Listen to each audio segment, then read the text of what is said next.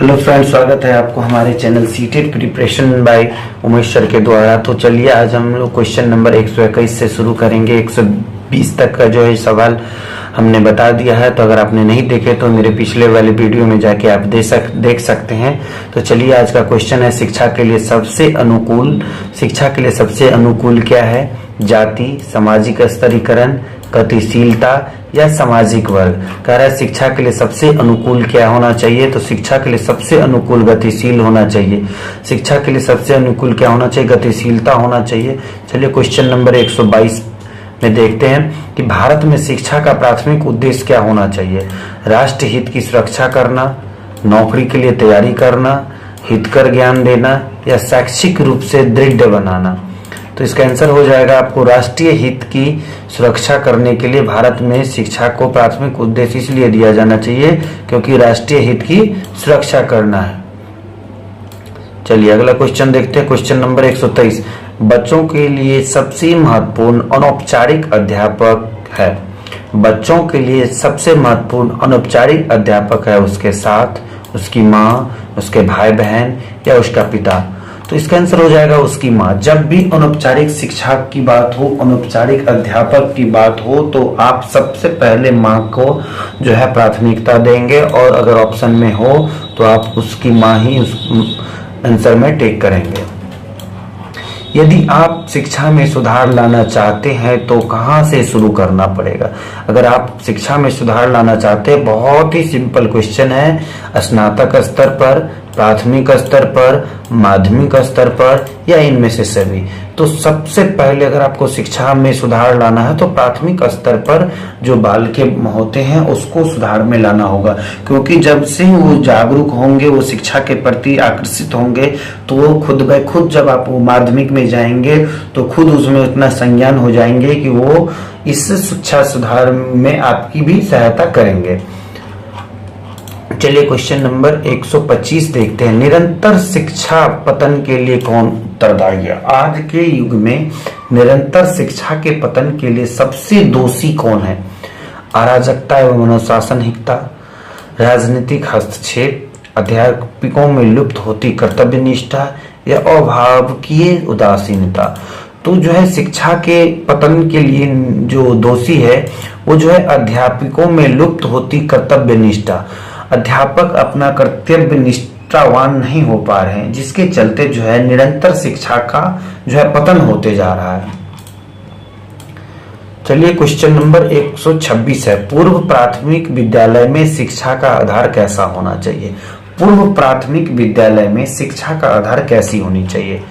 आपके पास ऑप्शन है पाठ्य पुस्तक विधि, दूसरा है खेल विधि, तीसरा है भाषण विधि और चौथा है प्रयोगशाला विधि।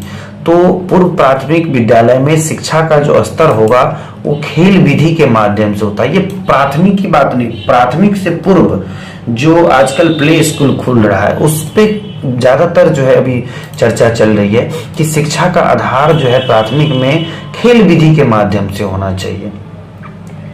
अब ये क्वेश्चन नंबर 127 में देखते हैं। संप्रेषण कौशल अर्जित किया जा सकता है।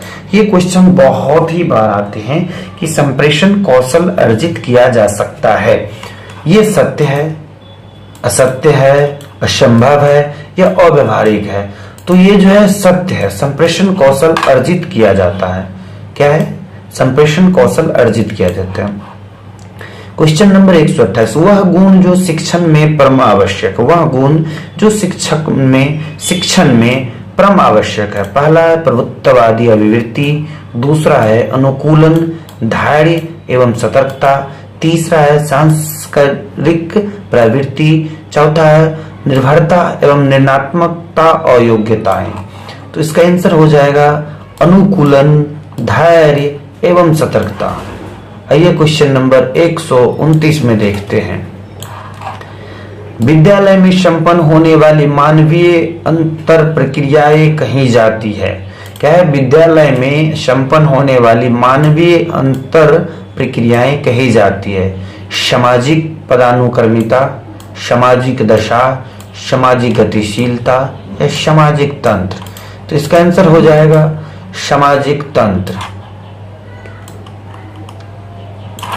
विद्यालय एक संस्था है जिसका कार्य है, विद्यालय एक संस्था है जिसका कार्य है सामाजिक दूरी स्थापित करना, समाजीकरण करना, धार्मिक आधार पर स्तरीकरण करना या आर्थिक आधार पर स्तरीकरण करना। तो विद्यालय एक संस्था है जिसका कार्य है समाजीकरण करना, लेकिन आज के युग में इनका राजनीतिकरण बहुत बढ़ गया है, जिसके कारण शिक्षा का स्तर धीरे धीरे नीचे गिर रहा है। प्रकृति एवं पर्यावरण का संबंध किससे है? प्रकृति एवं पर्यावरण का संबंध शारीरिक बनावट एवं पर्यावरण से है, आंतरिक एवं बाह्य पर्यावरण से है, आनुवांशिक एवं पर्यावरण से है, स्वाभाविक एवं चरित्र से है। क्वेश्चन है प्रकृति एवं पर्यावरण का संबंध किससे है? तो प्रकृति एवं पर्यावरण का संबंध आनुवांशिकता एवं पर्यावरण से, आनुवांशिकता एवं पर्यावरण से है। आइए क्वेश्चन नंबर 132 देखते हैं। अनौपचारिक शिक्षा। अनौपचारिक शिक्षा परिवार, समुदाय, धर्म आदि के माध्यम से प्राप्त की जाती है। ज्ञान प्राप्ति के लिए अभिप्रेरित नहीं होती, किसी संगठित अभिकरण के लिए व्यवस्थित की जाती है या कोई निश्चित पाठ्यक्रम नहीं होता है। तो अनौपचारिक शिक्षा में जो है वो होता है कि कोई निश्चित पाठ्यक्रम नहीं होता है। क्वेश्चन नंबर 133, कठिन प्रयास के बावजूद सफल न मिलने पर मैं, कह रहा है कठिन प्रयास के बावजूद अगर आप सफल नहीं होते हैं तो इस स्थिति में क्या करेंगे? इसे सदा जे के लिए भूल जाना चाहती हूँ, सब भाग्य का खेल मानती हूँ, पुनः नए उत्साह के साथ प्रयास करती हूँ या आगे प्रयास करना समय की बर्बादी समझती हूँ। तो इसका आंसर बहुत ही आसान है कि अगर कठिन प्रयास के बावजूद अगर आप असफल हो जाते हैं तो आप पुनः प्रयास करें, वो भी पुनः नए उत्साह के साथ प्रयास करें, आप जरूर सफल होंगे। आइए क्वेश्चन नंबर 134, आपके विचार में मूक बधिरों को शिक्षित किया जाना चाहिए, हमारी जिम्मेदारी नहीं है, एक कठिन एवं चुनौतीपूर्ण कार्य है, व्यर्थ में धन की बर्बादी है या प्रजातंत्र की स्वस्थ निशानी है। तो आपके विचार में मूक बधिरों को शिक्षित किया जाना एक प्रजातंत्र की स्वस्थ निशानी है, क्योंकि जो हमारी जिम्मेदारी शब्द जो है नहीं है, ये निगेटिव हो गई। इस प्रकार के आंसर कभी नहीं होगा। कठिन एवं चुनौतीपूर्ण कभी नहीं है किसी भी आंसर में नहीं, और व्यर्थ में धन की बर्बादी तो ये तो डायरेक्ट ही नहीं आएंगे। तो बहुत सारे ऐसे वर्ड्स हैं जो आपको हम बताते चलेंगे कि कौन आएंगे कौन नहीं आएंगे, तो बस इसमें आंसर आपको छांटना रहता है। यदि छात्र पाठ्यक्रम में रुचि नहीं ले रहे हैं तो आप क्या करना पसंद करेंगे? बहुत ही इंपॉर्टेंट क्वेश्चन है एक टीचर के लिए भी। यदि छात्र पाठ्यक्रम में रुचि नहीं ले रहे हैं तो आप क्या करना पसंद करेंगे? तो स्वयं रुचि लेंगे, अभी अरुचि जानने का प्रयास करेंगे, रुचि लेने वाले छात्रों का उदाहरण देंगे या शिक्षण को रोचक बनाएंगे। क्या है कि स्वयं शिक्षण में रुचि लेंगे और रुचि का कारण जानेंगे, रुचि लेने का प्रयास करेंगे या शिक्षण संबंधी। सवाल था कि छात्र अगर पाठ्यक्रम में रुचि नहीं ले रहे तो आप क्या करेंगे? तो इसका आंसर हो जाएगा कि और रुचि जानने का प्रयास करेंगे और उनको हम दूर करने की कोशिश करेंगे। तो चलिए, अगर वीडियो आपको अच्छा लगा हो, अगर आप यहाँ तक आए हैं तो चैनल को सब्सक्राइब कर ले। थैंक यू, धन्यवाद।